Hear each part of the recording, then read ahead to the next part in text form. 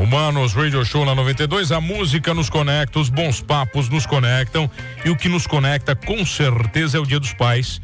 Então olha aqui, ó, Dia dos Pais está chegando, e o Shopping Dela preparou uma programação especial que vai animar os seus sábados, tá bom?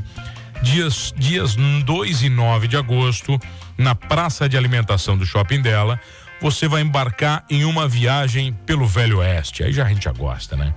Prepara para muita diversão, com direito vai ter touro mecânico, mesa de jogos, bar temático e atrações musicais incríveis a partir do meio-dia, com o melhor do country, rock and roll, é óbvio, e blues ao vivaço no Dela. Então dias 2 e 9, anota aí. No dia 2 o som fica por conta do bruxaço Peter Fernandes Trio, bruxaço, cara, figuraça, e no dia 9 quem agita o palco do Dela é o Nando Mazon e os Chacais. Então já sabe, convide o seu pai, toda a família, para curtir essa data especial com muita diversão, direto do Velho Oeste no Shopping Dela. Não perca esta festa nos dias 2 e 9 de agosto, anota na agenda Shopping Dela, o melhor do Dia dos Pais, no clima do Velho Oeste. Belezaça? E o cara que tá aqui é um bruxaço, ele é técnico do Criciúma Futsal, Alexandre Verdiere. Acertei aí, professor, como é que você tá? Tudo bem, professor? Tranquilaço, prazer te receber. Prazer estar aqui, falando sobre futsal, contando um pouquinho da história aí. Mastella te incomodou muito já na vida, já ou não? Opa, o Mastella me acompanha desde que era meu aluno, né? Que queria ser jogador uma vez. Eu acho que a primeira desilusão do Mastella fui eu. Falei pra ele, não vai jogar, pode, eu acho que tá na hora de repensar, e aí graças a Deus ele... Não, mas pera só um pouquinho, então você jogou uma verdade pro Mastella, ele virou comunicador, então. Na verdade, a verdade bateu a porta dele, né? Ele a gente era treinador do Colégio São Bento, o Mastella era aluno, ele tentou, né, uma carreira no futsal, mas não deu muito certo, então bem no início ele já abortou a ideia e viu que não era pra ele. Tá, isso ele nunca contou, sabia? Sério? Não, nunca contou essa história aí. Ô Mastella, desculpa aí, não sabia. Ele nunca contou que não jogou sabia nada. Que era segredo. Tá, vem cá, ô professor, me diz uma coisa, você falou que veio pra Criciúma, tá, pros Jogos Abertos no judô, isso? Não tem nada a ver com futsal? Que história é essa daí? Eu vim pra Criciúma convidado pra lutar o judô nos Jogos Abertos. Eu fiz judô desde 4 anos, meu pai foi treinador de judô e tal, e a minha construção foi sempre dentro do judô. Eu gostava muito de jogar futsal, tinha alguma qualidade, mas meu pai nunca deixou, né? Meu pai, eu fui preparado para lutar judô, e aí Criciúma me contrata, eu venho pra Criciúma, e aí quando cheguei em Criciúma ia ficar por 6 meses, acabei ficando 30 e poucos anos aí. Só isso? Só isso. Ah, mas como é que você cai no futsal?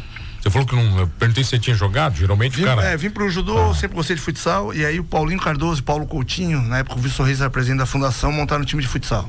Eu era técnico da fundação de judô, mas a minha especialização era em fisiologia do exercício. Aí precisava de um preparador físico, o Paulinho me chamou, comecei a trabalhar como preparador físico, e naquela época quem tinha time na primeira divisão era obrigado a ter o sub-20. O Paulinho não gostava que era o Paulinho Cardoso, treinador de futsal, eu disse, o 20 é teu aí, tu vai tocar. Falei, mas aí como? Comecei a tocar o 20 lá. Começou a história aí, então, meio que jogou pra ti o negócio. E aí a coisa foi, aí no São Bento a irmã me chamou e falou, não quero mais tu como treinador de judô aqui, eu quero tu como técnico de futsal. E aí a coisa pegou. Aí não parou mais, né? Aí não parou mais. Tá, mas Alexandre, aqui, eu sou do tempo do futsal que a bola pesava 500 quilos. Né? Era aquela bola pesada, de fio. Hoje é diferente. O futsal tá muito mais dinâmico, mais rápido, cara. Tem mais habilidade, parece, futsal hoje. Como é que tá? Naquela época, na verdade, assim, a dificuldade era maior, né? Jogava numa quadra de 30 metros, né? O modelo que era o Colombo Salles, o estado inteiro eram quadras assim. Hoje, tem poucas quadras assim. Hoje tu joga em 40 metros e uma bola... Quadra muito maior, né? Uma bola extremamente mais leve, uma bola... Ela maior, inclusive. Sim. E aí, assim, os goleiros agradecem, né?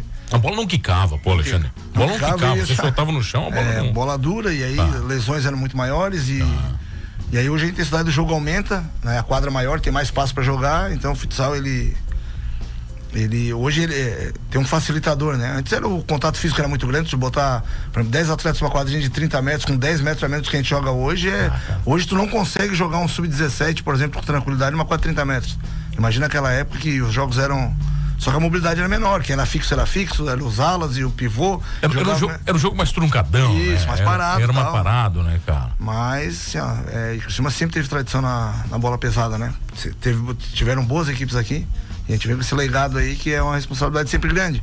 Mas hoje eu falo pra gurizada, até pro goleiro, né? Antigamente tinha os goleiros pênalti e tal, o goleiro pegava se a bola batesse nele, porque é uma bola muito pesada, não tinha como. Não, hoje não, hoje o goleiro consegue reagir. Alexandre, o goleiro hoje é um goleiro linha, né? O goleiro ele precisa ter habilidade também, mudou também isso. E aí assim, né, a regra ela muda a dinâmica do jogo, né? Com o advento do goleiro linha, hoje tu não tem mais a possibilidade de não ter um goleiro que usa os pés. O goleiro é bom embaixo da trave, tá, hoje, isso ele serve pra jogar numa série inferior, mas na Série Ouro, Campeonato Brasileiro, Liga Nacional, o goleiro tem que se jogar com o pé.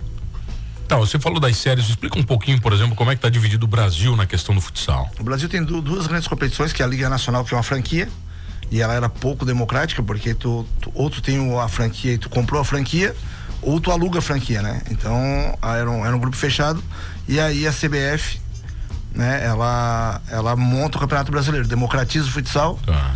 E aí o futsal ele se expande, e aí era muito concentrado, né, no eixo São Paulo, Santa Catarina, Paraná e Rio Grande do Sul. E aí o brasileiro ele toma essa dimensão continental, né, que o país é continental. Então a princípio ela vem com o formato de querer usar os times que jogavam o Campeonato Brasileiro, que jogam o Campeonato Brasileiro. E depois, teoricamente tem, por exemplo, um Corinthians futsal, a princípio foi isso, aí como esbarrou em alguns, o Corinthians joga a Liga. E aí tem algumas equipes, né? Tem o Sport, tem o Náutico e tal. E aí o Campeonato Brasileiro ele acaba se consolidando, porque ele é um produto da CBF. E aí hoje ele rivaliza com a Liga Nacional, né? A Liga Nacional hoje é essa franquia, só que a vaga para Libertadores e tal passa pelo Campeonato Brasileiro. Tá, entendi. Aí mas essa história de Libertadores existe igual o futebol normal de campo? Normal. É a mesma escala nesse sentido. E aí a gente tem em Santa Catarina uma competição, que é a Série Ouro, né? Que é que a gente joga com 6 times de liga e 3 de campeonatos brasileiros. Então, é um campeonato extremamente forte, Santa Catarina, né? Então, o que tem na liga tá aqui no nosso estado, são Joinville, Jaraguá, que são equipes, São Lourenço, são equipes de ponta, Tubarão, e Blumenau, a gente tá jogando com eles no estadual. Então, hoje pra nós o estadual é tão difícil quanto o Campeonato Brasileiro. E a gente vem aí bem na competição, um time com um orçamento ainda baixo para as pretensões que a gente tem, mas a gente, até porque a maioria é gurizada, né? Então a gente consegue manter. Olha aqui, quando se fala de orçamento, né? Se a gente comparar com o futebol tradicional, a gente tá falando de... não, é truco, né? É impossível, né? Mas se paga bem no futsal ou não? Cara, hoje um jogador de Liga Nacional com nível, né? Vamos falar em 30 mil, um jogador com nível de Liga Nacional top, né? Tá bom. O resto aí que joga o brasileiro, a faixa salarial das equipes é 14 mil, 15 mil. Tu consegue montar boas equipes com esses acertos, né? Então, mas aí o atleta é realmente profissional, dedicado ao futsal, né? Ou não? Sim. Os atletas não. Hoje tu não tem como ter o atleta que não tá 100% ali, né? A exigência hoje da performance, hoje o atleta ele só não é profissional porque a lei diz que ele não é, né? Tá. Mas ele é tão profissional quanto o campo. Hoje ele vive disso, ele trabalha 2 períodos, sem isso ele não conseguiria acompanhar uma performance, ter uma performance no Campeonato Brasileiro, numa Liga Nacional. Tá, professor, vem cá, você tem uma sombra, que não é uma sombra, né? Você tem uma história gigantesca do nosso futsal. Opa. Né? O Criciúma é uma grande referência e tem uma história, né, com o Ângelo ali, sei lá, mais de 10 anos, tranquilamente, muito mais, né? Como é que você lida com isso e esses reflexos, como é que recaem sobre você? No primeiro momento a gente foi muito questionado, e aí a gente, como é que o cara vem do judô, da modalidade individual, e eu era bem sucedido na modalidade, eu venho pro futsal, né? E aí eu tive que primeiro provar para eles que, e aí eu sempre digo pros meus atletas que tu faz qualquer coisa desse que intelectualmente seja um cara com a mente propensa a aprender as coisas. Agora, se tu for um cara medíocre do ponto de vista intelectual, tu não faz nada bem feito, né? E eu, quando entrei no futsal, eu tinha que romper com esses tabus e tal, e aí tu vem pra uma cidade onde tem o Pipoca, campeão mundial, tu tem Juninho, no Cazaquistão bem pra caramba, isso me deixa orgulhoso. E eu tenho o Jean Reis, que fez um trabalho excelente aqui na época, né? Então eu tinha o compromisso de provar primeiro pra mim, e depois pra cidade de Criciúma, que eu tinha uma proposta, um jeito de jogar de futsal diferente. E aí, ao mesmo tempo que me atrapalhava, que eu não tinha de repente a vivência de jogador, também não me trazia os vícios. E aí a quadra começou a mudar as coisas, e aí o jeito ACF de jogar é muito isso, né? muito estudo, muito ajuda de vários nomes. Eu podia citar o Paulinho Cardoso, o Zego, tal, Pipoca. E aí a gente veio com uma proposta nova. Só que aquele negócio, até eu começar a ter resultados, era um maluco dizendo como que o futsal era diferente. Ah, e aí a gente começa a ganhar o leste, começa a ganhar joguinhos, começa a ir bem nas competições nacionais, a gente foi na Copa Mundo bem pra caramba, então a partir dali, esse louco tem alguma coisa a contribuir. Vamos ouvir esse cara um pouquinho mais, é isso? Mais ou menos assim? É aquele negócio, às vezes tu precisa de uma chancela, né? Precisa de um título, o cara é treinador bom, mas nunca ganha, mas ele tem uma ideia diferente. Alexandre, qual foi o primeiro que você ganhou? O primeiro que deu o primeiro aval, título? Eu acho que o primeiro título foi quando a gente ganhou ao Leste e os Joguinhos Abertos, que eram competições muito competitivas na época, da FESPORT e tal, e o pessoal tinha. E aí eu tinha gurizada muito da casa aqui e a gente começou a surpreender nessas competições. Não tinha como é que o time do Colégio São Bento, time de colégio, como é que consegue competir em alto nível com essas equipes e tal. Jaraguá, Joinville e tal. E aí durante 10 anos a gente foi rival no estado, nas categorias de base, do 17 ao 20, nós, Joinville e Jaraguá. Só que eles com time de liga e eu só com time de gurizada. Então todo anezinho levava meu time inteiro e eu refazia de novo. Então era normal, já era padrão. E aí a gente entendeu que a gente tinha um produto bom para fazer, e aí a fundação, a prefeitura, a gente vai jogar o adulto agora, que foi fazem 2 anos, né? E aí por quê? Alguns jogadores nossos, a maioria que se destacava veio para Europa, né? Ou Liga Nacional. Só que tinham 80% dos meninos que não tinham esse mercado ainda. Porque falta uma rodagem de tu sair ali do sub-20 pra tu pegar o adulto. E aí a gente resolveu seguir com esses meninos, e é o que tá dando fruto hoje. Mas essa escalada, por exemplo, do futsal, né? A gente tem meninos aí de 14, 15 anos que já normalmente saem do Brasil no futebol tradicional, né? O futebol de campo. Sim. No futsal, essa diferença de idade é similar também ou não? Não, ela é mais tardia, porque o garoto nível A, ele tenta no campo até 17 anos, ele ainda tenta no campo. Ele tenta, e aí chega um momento que ele vê que não dá mais, ele tenta retornar pro futsal. E é muito mais difícil, mas a ida dos jogadores para a Europa, ela começa a partir de 19 anos, assim, que a gente tem visto, né? Hoje a gente tem 23 jogadores fora do país, né, da ACF, alguns jogadores de liga e tal, e eles formaram com a gente aqui, inclusive agora, esse mês agora, se for na nossa quadra, tem 5, 6 jogadores que vêm de férias e eles acabam indo treinar com a gente. Pô, bacana, cara. Então dá um intercâmbio legal, é um pessoal que hoje eles vivem do futsal, eles movimentam o comércio, não só o comércio, questão imobiliária, eles compram imóveis aqui. Experiência, né, que os caras trazem também fora. É outra cultura. Pô, tu viver no primeiro mundo, pra eles foi que a grande maioria nossa eram garotos carentes que acabaram sobressaindo através do futsal. Então a gente fica orgulhoso também por isso, que está no nosso DNA a formação, né? A gente não pode perder isso. Então a nossa equipe hoje ela é formada por garotos de 21 e 22 anos, na grande maioria, que são garotos que ainda não chegaram no nível, conseguiram ter oportunidade numa liga para fora do país, que estão mostrando aí no Brasil aí que tem condição de competir de igual para igual, né? Mas você falou uma coisa, cara, que você não trouxe os vícios, né, do jogador.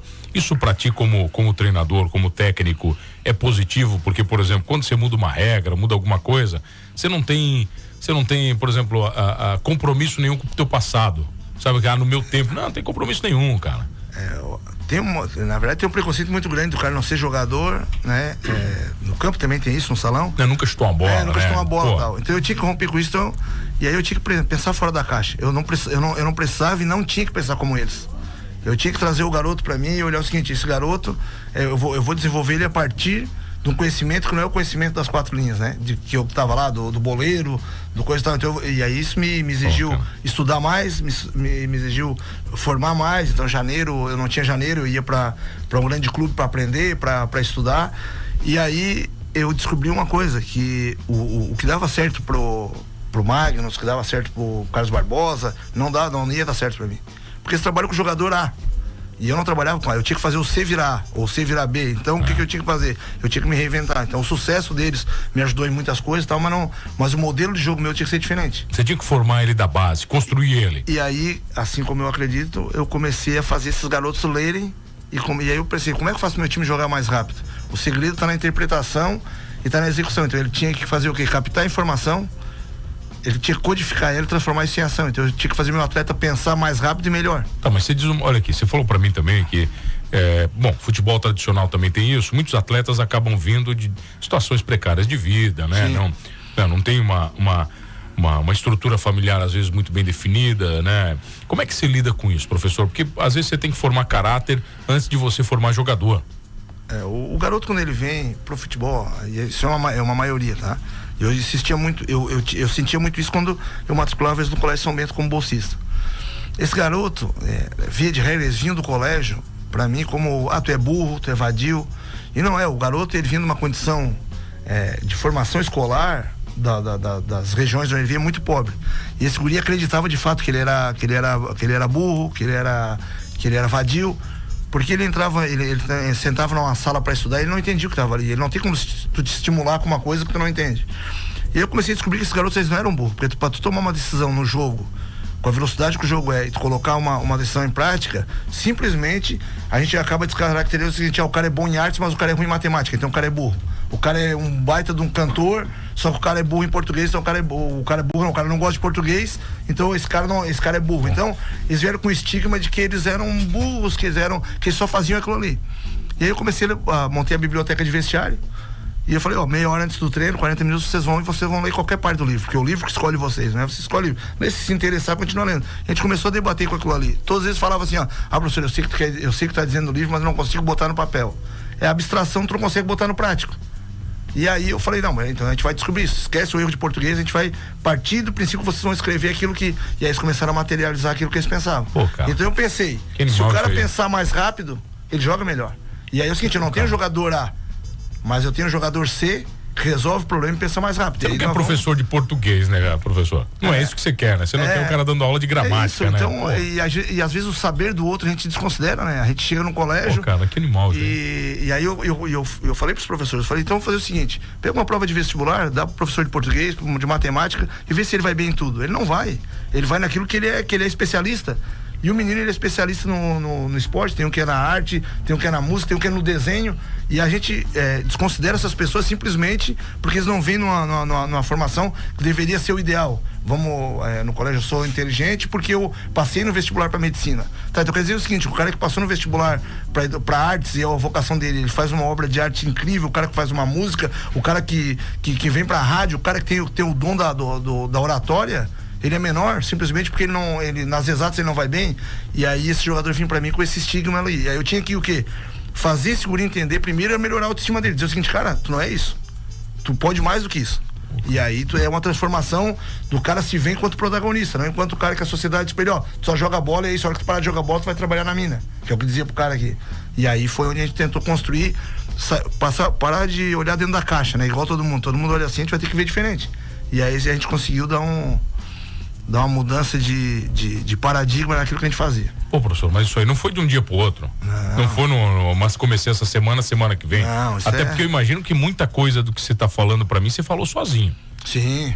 Você chamava pros caras que você ia falar de conteúdo, de construção, os caras diziam, você tá louco, meu, você tem que jogar futsal. É isso, então a gente enfrentou muito isso, e até nós começar a ganhar os títulos, o atleta mesmo ele se questionava, né? Pô, pra que eu tô lendo? Por que eu leio? Por que esse maluco bota eu pra jogar xadrez dentro de uma quadra de futsal, em cima da linha com o goleiro me defendendo? Né? Então, por que esse cara tá me ensinando a jogar xadrez? Por que esse cara tá me ensinando? E aí eu falei pra ele, eu tenho que melhorar a parte que eu falo. O pessoal fala do cognitivo, eu falo da parte intelectual mesmo, do intelecto, de tu tomar decisões, de tu pegar informação e tu entender do que se trata e tal, e tu tem uma abrangência. Eu tenho uma brincadeira com esse, que o primeiro dia que eu peguei uma folha de fumo, e eu botei uma folha de fumo já seca e tal, todo mundo olhou pra aquela folha de fumo e falou, não, isso aí é um bicho morto, isso aí não sei o que lá tal. E aí o Lucão, que era de Imbu e trabalhava fumo, isso aí é uma folha de fumo nível 3, isso aí é pra ser vendido tal. Aí eu falei, a tomada de decisão ela é assertiva quando intelectualmente tu entende o que tu tá falando. Então é o seguinte, o conhecimento do Lucão a respeito da forma vai fazer tomar uma decisão melhor do que vocês iam pegar e jogar fora. O Lucão já pensou no que essa aí eu consigo vender porque é classe A, porque nós não entendíamos disso. Então tu melhorar eles enquanto intelecto, a visão deles de mundo vai melhorar eles dentro da quadra. E essa foi acho que foi a grande virada de chave da gente no trabalho que a gente faz. Pô, professor, que prazer te receber, cara. Que papo incrível, cara. De verdade. A gente nem falou de futsal, né? Falou de vida. Pô, cara, isso. Que coisa incrível, cara. De verdade, cara. Sucesso nessa jornada. Eu sei que vocês estão indo muito bem. O Mastella é um grande amigo e um grande entusiasta. Pô, tá sempre defendendo vocês aí no futsal pra gente. Aí, então, eu acho que Criciúma retorna pra elite facilmente. Como é que vai ser? Estamos hoje, nessa elite já ou não? Hoje a gente joga de igual para igual com essas equipes. E é como a gente falou, a gente quer hoje que o nosso modelo se consolide, né? A gente tem uma verdade aqui, a gente acredita nela E a gente precisa dessa chancela. No passado a gente fez a semifinal com o Joinville, perdemos na prorrogação, né, que é um time multicampeão. E já há alguns anos na base a gente já fazia isso. E a gente entende que agora a gente está no adulto, é irreversível, não tem como tu retornar, até por respeito à sociedade que tem acompanhado nossos jogos, aos patrocinadores, à prefeitura que tem apostado na gente, e a CF aí, que é formada por pessoas incríveis, né? Que eu só tenho. O que eu faço é fácil, na verdade, né? Porque o fácil, ele é antônimo de difícil, não de complicado, mas o que eu faço é fácil, assim, porque eu tenho a ajuda de muita gente, é uma gurizada que se dedica, é o pessoal aí que tem um respeito por mim aí, tem um carinho por mim grande, então eu sou muito satisfeito por aquilo que eu faço. Bom, satisfeito estou eu com esse papo. Professor Alexandre Verdieri, técnico do Criciúma Futsal aqui, professor, obrigado pelo carinho, sempre. Opa, eu agradeço e a gente está sempre à disposição aí quando for para falar de pessoas, né? A gente fala de pessoas, na verdade é isso. Estou falando de seres humanos, falando de seres humanos, isso aí. Né? A bola é um mero detalhe nessa história. Pano de fundo pra gente estar melhorando a vida dessas pessoas aí. Bom demais, professor, obrigado pelo carinho, obrigado a você que está comigo todas as tardes aqui no Manos Radio Show. Não esqueça de uma coisa, nesse programa somos todos humanos. Ingresso Diegão Portugal, tá? Diogo Portugal, dia 19 de agosto na SIC, terça-feira, ingressos a partir de 50 pila, no Tô Pedindo. Compra agora o teu ingresso, depois você não vai encher o meu saco na última semana. Vai começar tudo de novo esse negócio. Na última semana vai pedir ingresso. Primeiro que é beneficente pro bairro da Juventude, então não vou dar ingresso para ninguém. Não tem sorteio de ingresso, tem nada. Vai lá e compra ingresso, 50 pila, dia 19. Tô Pedindo ingressos, Diogo Portugal em Criciúma. Valeu, e não esqueça de uma coisa, somos todos humanos.